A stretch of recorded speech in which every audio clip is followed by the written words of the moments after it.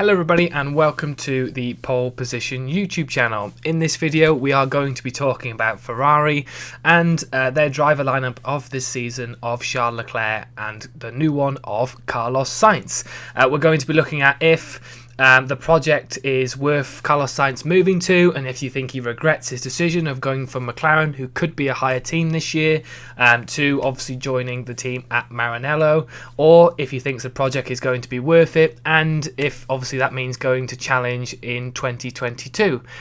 Has he made the right choice? Well, let's get into it and find out. Yep, so as we know, it's almost been a year now. I think it was back in end of February, beginning of March, that we found out last year that it would be Carlos Sainz who would be joining Ferrari for this season. Almost a full year.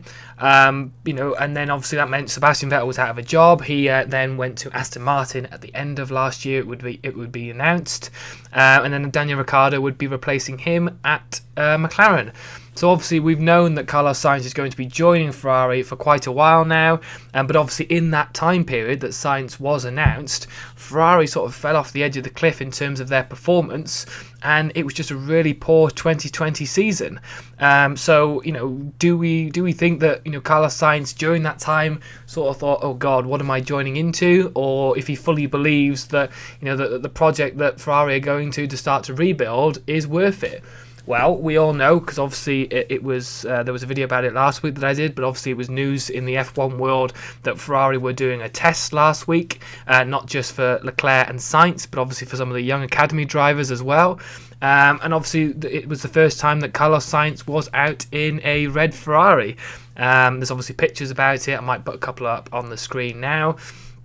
He got his first ever taste in the Ferrari car. It was a 2018 spec car at one of their famous tracks, I think Moriano.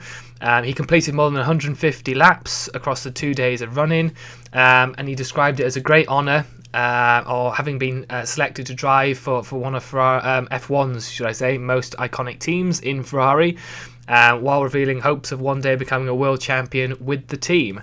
Now, look.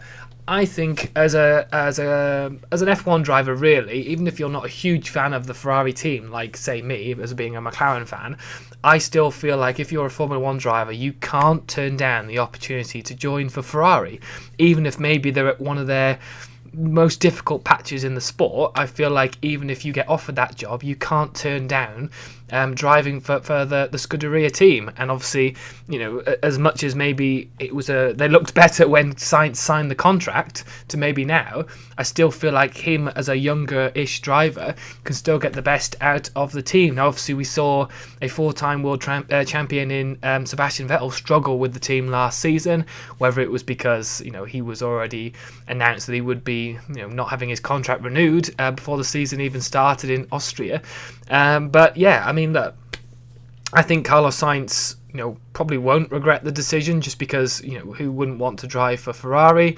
But yeah, it is one of their most, say, difficult periods in the sport at the moment. He's gone on to say during the test, as a racing driver, it's a great honour and a great responsibility to drive for this team. Since the very first day I started racing, I only had two targets in mind: to become a Formula 1 Grand Prix driver and to win the World Championship. After achieving the first one, all my focus and efforts is now achieving the second target, and there's no better place than Ferrari to go for that. I think he's being kind, because I don't think Ferrari will be challenging obviously this year, and then it's fully dependent on where they are for the new regulation changes in 2022. And obviously they could come out the block straight away and be the number one contenders for the championship next season. Who knows? But in terms of this year, that obviously I don't think there's any contention for Ferrari to be up there. If they can get a couple of podiums like they did last year, fantastic. Depends on if there's mixed weather conditions or anything like that.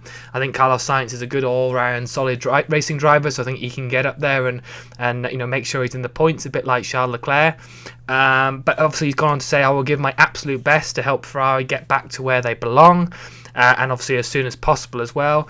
The ambition is to help create a winning team and bring the Scuderia back to the top where it belongs and win the World Championship. Obviously he would be partnering Charles Leclerc for this year, who I would say did okay last year. I think again he made a couple of errors. I think tangled with his teammate a couple of times. One of them was in the second Grand Prix at Austria as well. So yeah, he made a couple of mistakes last year, but he did some fantastic races as well. So I think, you know, again it will be Ferrari's youngest lineup since 1968. So it's interesting that they're going for more of the youngsters, and obviously, like I said, getting rid of the experienced drivers a couple of years ago of obviously Kimi Raikkonen and now Sebastian Vettel. So they're going with drivers who haven't won world championships. Obviously, Charles Leclerc has won races, but Carlos Sainz hasn't won any races in the sport. Again, got a couple of podiums, but they're going with a different approach. And obviously, we'll see how that goes for 2022 onwards. But I think, obviously, like I said, for this year, it's very much just trying to get themselves back up in terms of the constructors and sort of coming more to the top in terms of the garages as well. Because obviously, pit stops make a big difference if you're so far down the running order. And in terms of costs as well, I know Ferrari get their special Ferrari money or whatever the hell it is. But, you know, still, the fact that you're so down in the constructors doesn't help with the amount of money you get at the end of the season. So I think, again, that's a goal for them this year, to strive to go a little bit further up the running order. But they've got a lot of top teams to go against next season. Obviously, we've got McLaren, Aston Martin, Alpine for Renault next season. We don't know where, say, AlphaTauri are going to be. We've obviously got Haas as well. We're not sure where they're going to be in terms of the team. Obviously, Williams. I think very much that Haas, say, and Williams will probably be behind Ferrari, but it just depends on how well they've done in winter testing. Obviously, I think winter testing will be a great eye to see what's happened. Obviously, we don't take that fully as fact, because a lot of people and a lot of teams maybe don't show their true potential until the first race weekend of the season. But I think, you know, for me, it is exciting to see Sainz and Leclerc at the team next season. Obviously, I am a big fan of Sebastian Vettel, so it's great to see that he's actually still in the sport at Aston Martin, and hopefully his confidence will be rebuilt at a different team. But yeah, look, I think every single team goes through sort of difficult moments in the sport. We saw McLaren as a fan. We've seen them, you know, obviously with Honda and Renault struggle over these last few years. And obviously it looks like that they might be getting a bit close to the top. I mean, it is still McLaren, so fingers crossed that they actually get there. But yeah, what really matters is the ability to bounce back, is what Sainz has said. And obviously that's what they want to do. I have full confidence in the project, and even though the process might take some time, I'm sure the team will eventually return to its winning ways. What you can be sure of is that I will give my absolute best to help shorten that process as much as possible. So look, ultimately that's what Carlos Sainz, he knows what he's going into.